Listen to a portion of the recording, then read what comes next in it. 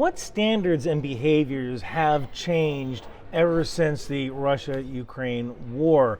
This kind of comes from Samarth, who's an international relations high school student in Kenya, and he's doing a report. He reached out to me with a couple of questions that I'm going to try to answer. I am in Ireland right now on a 2-3 hour layover before I head to Dulles and head back home. I've been at NATO headquarters this past week. Spoke with a lot of interesting people, spoke with quite a few Ukrainians as well, and I'm probably going to make a video about that, but it's funny that these questions kind of come on the tail of that because I think I'm much better prepared to answer them now, so thank you to NATO for inviting me out. So the first question here is, how have NATO's actions impacted the conflict? For the most part, NATO's actions have impacted the conflict for the better. When you say NATO, NATO is a treaty between right now 32 organizations, 32 countries. And it's tough to get 32 countries to agree on anything, right? We've managed to corral 32 countries into one cohesive group that is the world's, I think, the largest alliance the world has ever seen. I don't know, maybe Xerxes, from Persian times might have something bigger. This is the largest alliance essentially the world has ever seen, at least in modern times.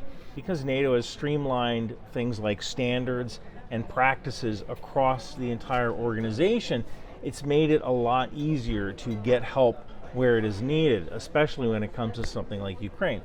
So, and when I say NATO, there is no such thing as the NATO army. There's no NATO army. It's 32 different armies who all agree to somewhat the same standards and practices and the standard way of doing things. Probably one of the greatest things NATO ever did is 762, a cartridge, a freaking cartridge.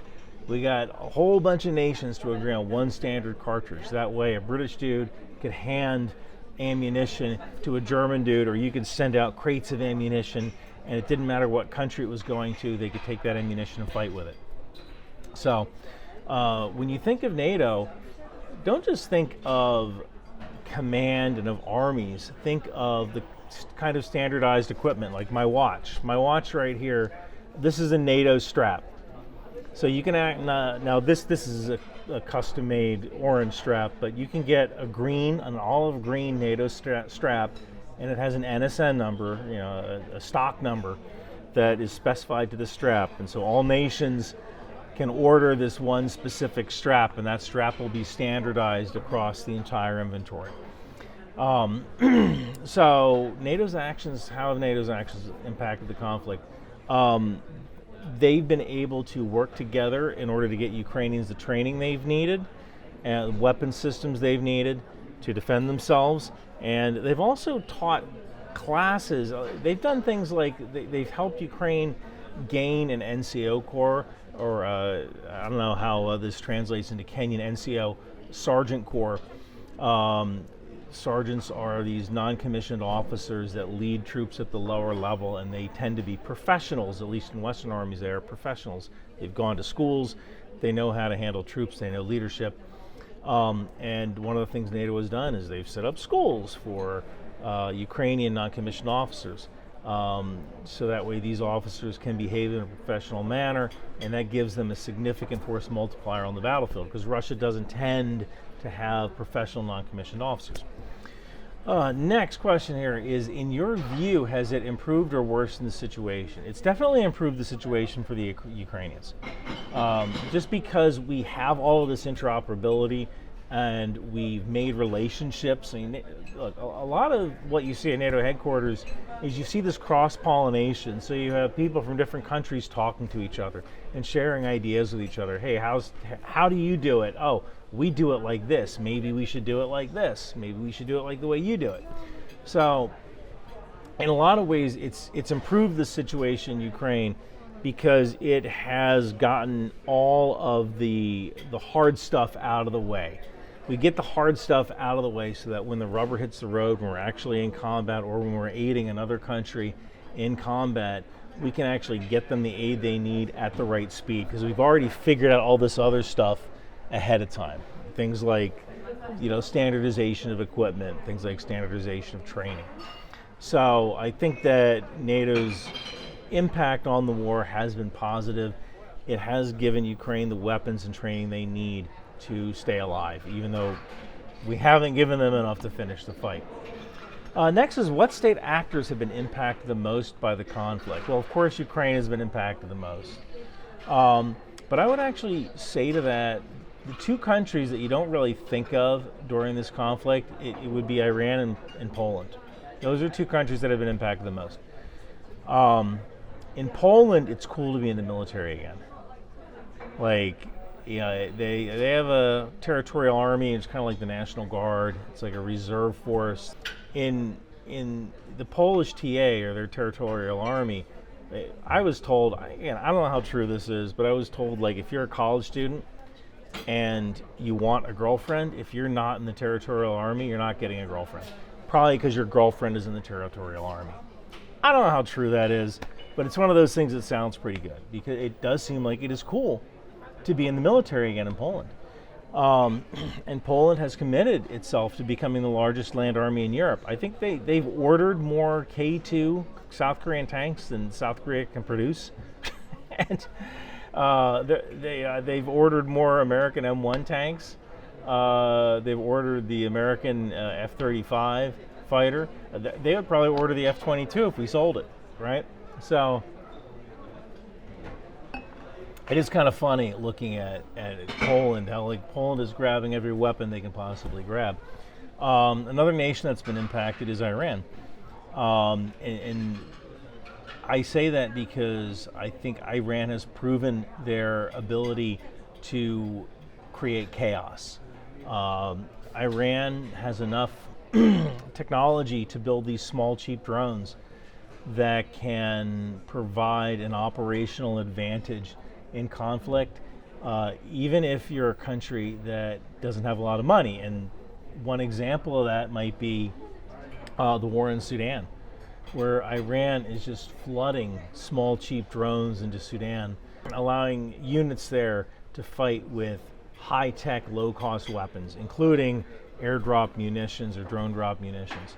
So those are probably the two countries that have been affected the most. Which state actors have impacted the conflict the most? The United States has impacted the conflict the most because Ukraine, I don't want to say they live or die based on our aid, but we did something really horrible. I mean, it was really good to get Ukraine the aid they needed, but to only deliver it in these drips and drabs, little by little by little by little, it's really, it's almost like giving, I've said this before, it's like giving a firefighter a hose to put out a fire, and you tell them, only make the fire a little damp. And that's not what we should be doing. We should be giving Ukraine the tools they need to put out the fire. So the U.S. has been impacted by it in the sense that we've learned a lot of stuff about how our weapon systems operate. We've learned a heck of a lot of stuff. We've gotten Patriot telemetry data from the Ukrainians to learn how to make these missiles even better than they already are now. And we've been impacted by it by realizing that our doctrine is very 1995. You know, and I was there. I was there I was there for that moment in 1995 when our army didn't know what to do. Who were we supposed to fight? Because the Soviet Union was no more. I guess we're supposed to fight these brush fire wars, but 9/11 hadn't happened yet, so we weren't really sure what our purpose was, you know. And we're at this weird state, and we're getting out of it, where we've done COIN, or counterinsurgency, for 20 years, and now we have to figure out how to pivot to LSCO. I would say that we figured out that pivot, LSCO meaning large-scale combat operations. I think we figured out that pivot in probably around 2022. That's kind of when we went, okay, this is the path we need to go forward. And then the Ukraine war happened, and all of a sudden, we're doing things the wrong way. Because we never really thought of using small, cheap drones or the impact of small, cheap drones. And in Ukraine, they're using small, cheap drones. I want to say they're manufacturing 10,000, they're losing 10,000 drones a month. And so they're manufacturing 10,000 drones a month. which I don't even think that's a capability the United States can touch. So we've learned a lot about the future of war. So the impact on the United States has been that we've realized, my God, we're fighting the wrong war. And actually kind of the scary thing, or the thing that scares me the most, is we don't know what war we're going to fight in the future because it might not look like Ukraine. I actually am of the opinion that the war in Ukraine will see the rise and fall of the drone. That while Ukraine and Russia are fighting each other, we're going to see drones kind of come to power, and then we're going to develop counter-drone systems and electronic warfare systems that will reduce the drone's effectiveness. And then when we start adding in AI, the drones will become more important again, but I don't know if the conflict will last that long to actually get AI into these drones and have them become autonomous, completely human out of the loop autonomy. So that's one country, right? That's one country, United States. Other countries that have impacted the conflict the most would be the Czech Republic. The Czech Republic is like freaking Columbo hunting down shells, you know. They've given a heck of a lot of artillery ammunition to Ukraine, and they've gone out on the world market and they've tried to buy up artillery shells to get to Ukraine. So they've impacted the conflict. Canada, Great Britain, they have trained Ukrainian soldiers in their own country in order to give them the knowledge they need to get up to speed on how to do combined arms. So they've impacted the conflict quite a bit. Again, Iran has impacted the conflict in the sense that they have sent weapons and munitions over to Russia, and these small cheap drones like the Shahed, that has really shown that Iran is a force to be reckoned with in the future, in the sense that they can develop these cheap drones you can buy for $20,000. So any wannabe dictator can buy quite a few of these drones and become like some sort of regional threat, or at least threaten their neighbors. Last actually, is what has this conflict revealed about the ability of intergovernmental organizations to enforce international law? You know, international law is kind of weird because I guess in a lot of ways there's no such thing as international law. You know, you might sign a treaty and you all kind of agree to abide by that treaty. But if one party decides not to abide by that treaty, it's not like you can take them to court. Right? There is a world court, but we all have to agree to play by its rules. If you're a bad guy, you don't play by rules. Well, one of the things that I realized while at NATO headquarters was where, you know, they're tracking over 130,000 Russian war crimes in Ukraine. 130,000 war crimes. That's a lot of war crimes. And, you know, unless Ukraine can actually finish the fight, there isn't a chance that the people that committed those war crimes will ever be brought to justice. And there was a guy that I met there. He's a former model and a former actor who volunteered for the Ukrainian army. And his house, he lived in Bucha. And Russian soldiers were actually in his house, peeing and pooping inside of his house. And yeah, that would make me want to join the army too. You know, give up my sweet acting gig and join the army. And where's the justice for that guy, right? Like, where's the justice for the people who were murdered in Bucha, right? So I think one of the things that's shown is that there isn't a lot that international law can do unless we all agree to abide by it, which I guess in some ways means that it's even more important than ever to win when you start a conflict. You know, people talk about endless wars. The only reason you have an endless war is you lose your resolve, right? You need to have your resolve, or at least have the tools and equipment in place to finish the fight quickly, so that way you don't lose your resolve and end up in a sputtering conflict.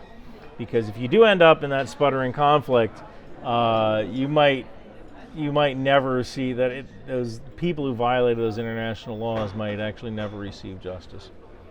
All right, Samarth, I hope I answered all your questions. I hope you get an A on the paper. Thank you so much for being a fan. And if you want to support the channel, you know I am selling my new A Very NORAD Christmas sweater.